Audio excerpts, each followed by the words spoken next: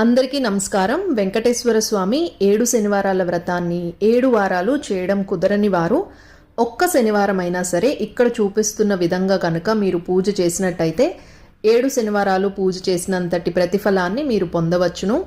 మీరు ఎంతటి కష్టంతో బాధపడుతున్నా సరే ఒక్కసారి ఈ పూజని చేసి చూడండి, తప్పకుండా మీకు మంచి ఫలితం అయితే దొరుకుతుంది.